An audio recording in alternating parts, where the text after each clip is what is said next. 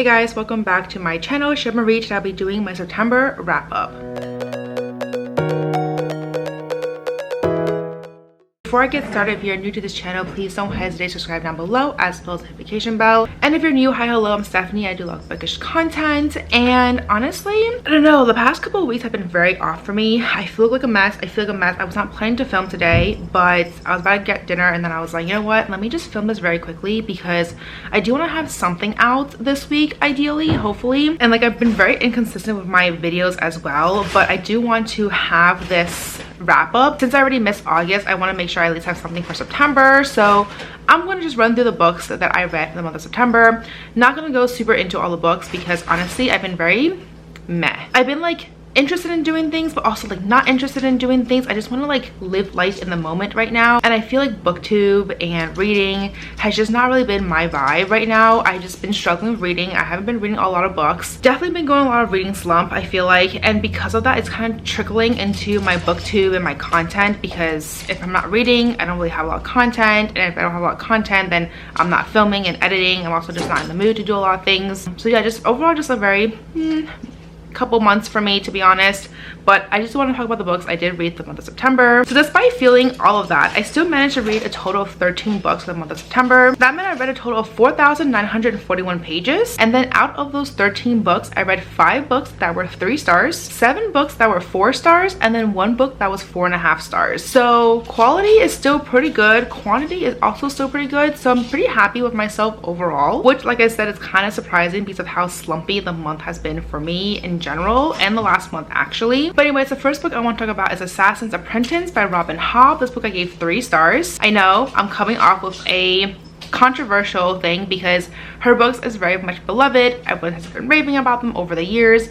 I finally had a chance to pick it up this month, and honestly I struggled so hard. I think that's also what contributed to my slump, because I just wasn't in the mood to read this book. It reminded me mostly of like J.R.R. Tolkien's book, like The Hobbit, Lord of the Rings, like very rich, very detailed oriented, very dense. And while I like fantasy books like that, I don't really like those books anymore. I think I'm more of those like surface level fantasy readers where it's like, I love the magic system but I don't want to get too nitty gritty into it. And I feel like the language of this book, the magic, the world that's built on just felt very like nitty gritty, and I don't know, I struggled a lot. I really should have DNF'd this book, but I really want to continue on with it. And overall, I still gave it 3 stars, so it wasn't like a terrible book, but it definitely took me a lot longer than I expected. So yeah, like it was just, I don't know, I would not be continuing the series, unfortunately, because if I struggled so hard for the first book, like I just can't imagine what the rest of the series will be. I feel like right now I'm in the mood for like trashy, fast reads, and this was definitely not that. So the next book I picked up is The American Roommate Experience by Elena Armas. This one I gave 4 stars. I actually really enjoyed this book. This is the sequel to The Spanish Love Deception, and it follows Lena's best friend. So Lena was a character in the first book. I believe her significant other was Aaron, and they had a whole love interest, love relationship. And then this book follows Rosie, who is the best friend, and then Lena's cousin Lucas.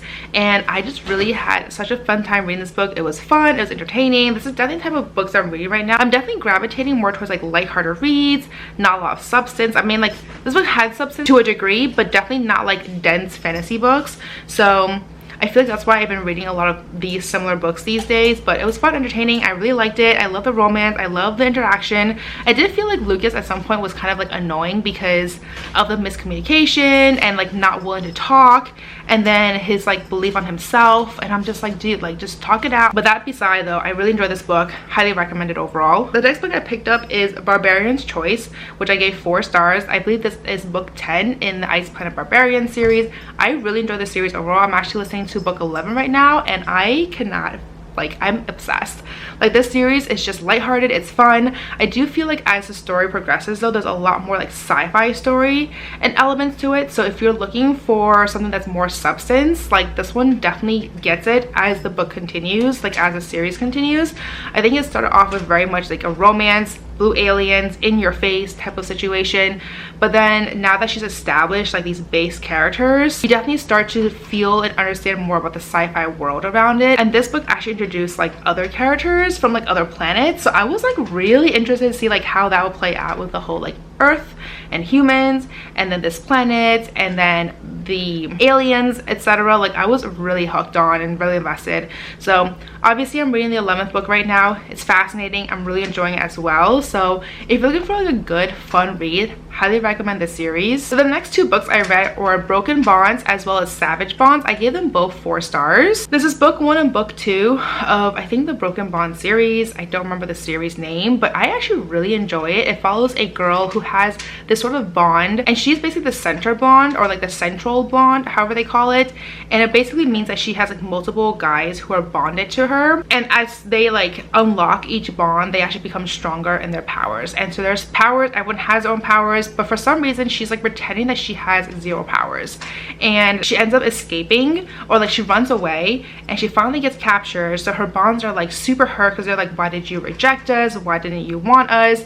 And it's kind of this like innate like love and desire that you automatically have for this other person. Obviously it's not 100% because there are other examples in the story where the bonds are not the greatest. They have someone who's just not great, abusive, not a great person overall, etc. So it's not 100%, but for the most part though, it's like once you're bonded to someone, there is an understanding that they are like yours for life, and you love each other dearly, and you will protect each other. The book, it started off kind of like lukewarm for me, but as it continued though, I got really invested in the story, and the way how the book ended, I was like super invested. I was like, I want to know what happens next. I'm so here for it all. And so I started the 2nd book immediately as an audiobook, and so good. I already have the 3rd and 4th book queued up on my Libby, so definitely cannot wait to continue on with the series. So the next 2 books I read are also part of a series. The first one is Dial A for Auntie, which I gave 4.5 stars. And then I read 4 Aunties and a Wedding, which I gave 4 stars. This is a duology. No, I think it's a trilogy because I think it's the 3rd book coming out.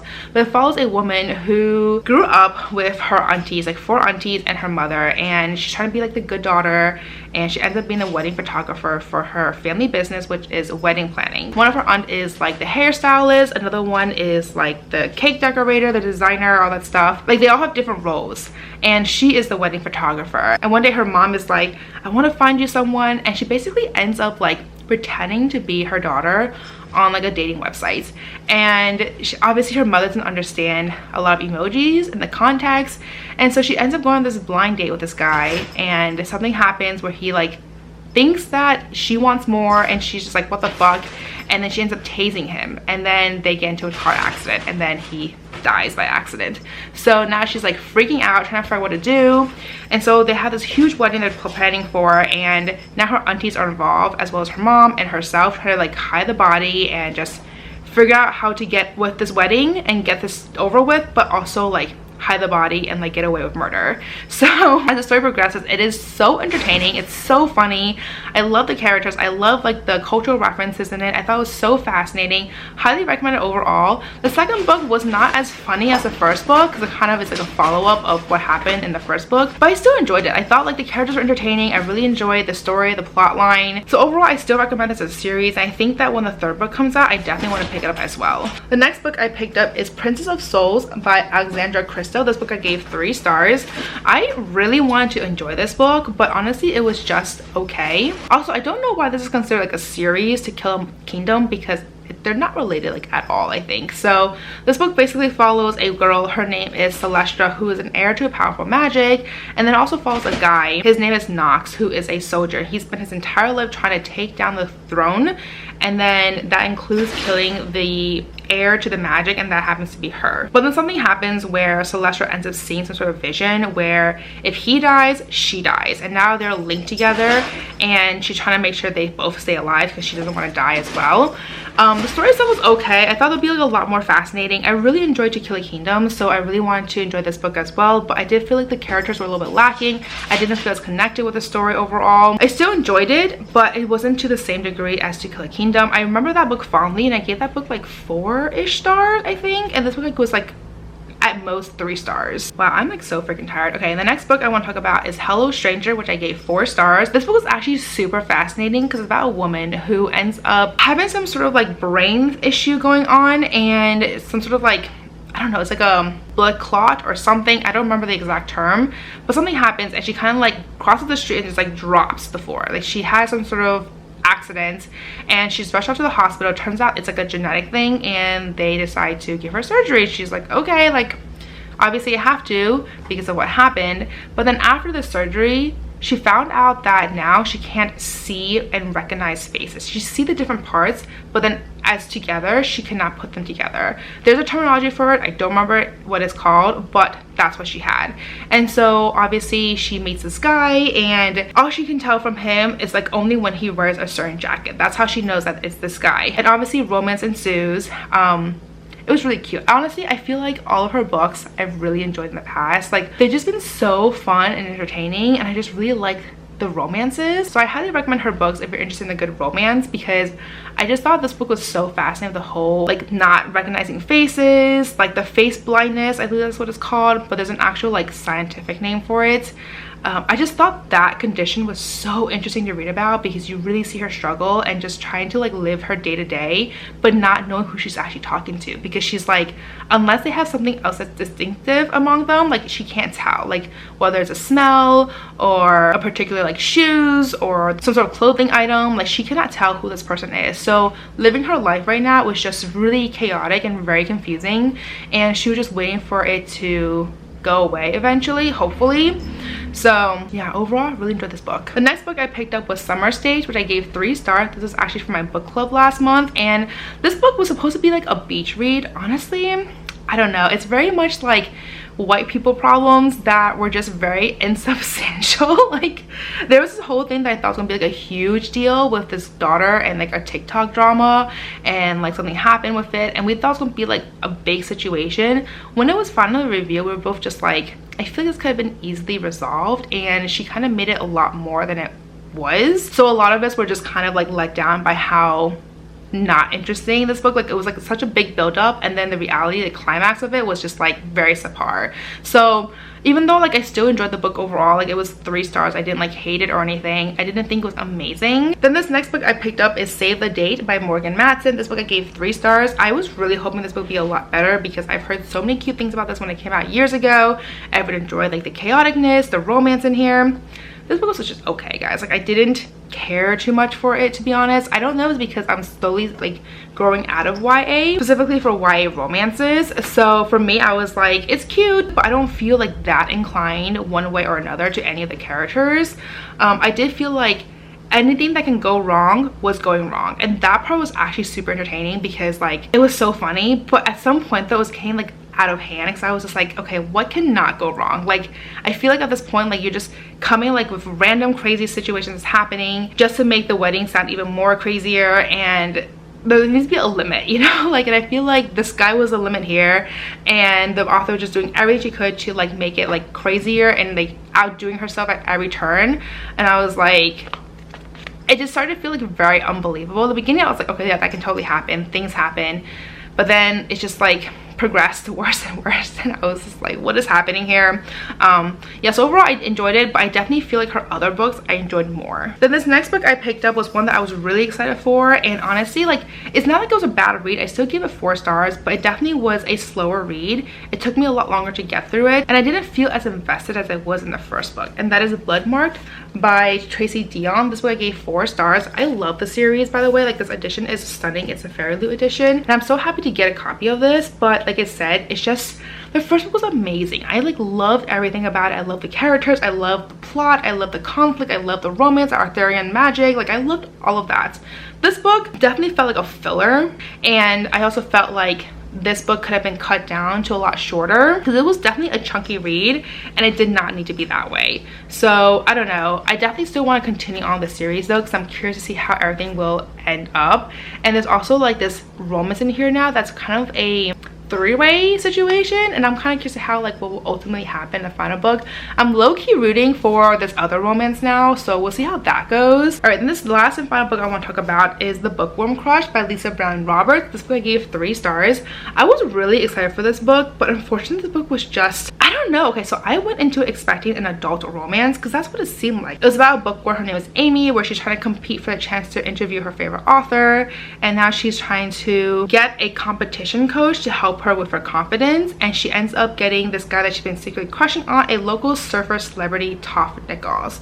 And so he agrees to be her teacher. And so this entire like summary, it seems like there's a celebrity here, she is like an adult, everyone's adult. No, it turns out they're like high school students. And I'm just like, how is a high school student a surfer celebrity? Like, I'm thinking like in his 20s type of situation. No, he's like 15 or 16 years old. I'm like, yeah, I mean, I guess they can be like a kids or teenage round where he's like the celebrity there, but that's just not the impression that I got from the synopsis at all. So I went into it fully expecting like a romance, an adult romance, and I ended up getting a YA romance. And I think that's why I was mostly disappointed with this book, because I just expected like something a little more steamier or like a little bit more intense, and that was just not the case. So yeah, like I just really expected more from this book, and I was not given that. So anyways, these are all the books I read this past month. I feel very sweaty right now. If you guys can't tell, like it is just hot in here. I usually have my AC on, but I turned it off to film, and it's just getting like progressively hotter as the night goes on. So I'm gonna end this video now. Let me know down below which books that you read for the month of September. How was your reading? I hope it was better than mine. If you've read any of these books before, what did you guys think about them? But as always, if you like this video, please give me a thumbs up. I really just have my channel, and if you see more content of me, please don't hesitate to subscribe down below, as well as the notification bell. And as always, don't forget to follow me on Twitter and Instagram, and I'll see you guys next time. Bye.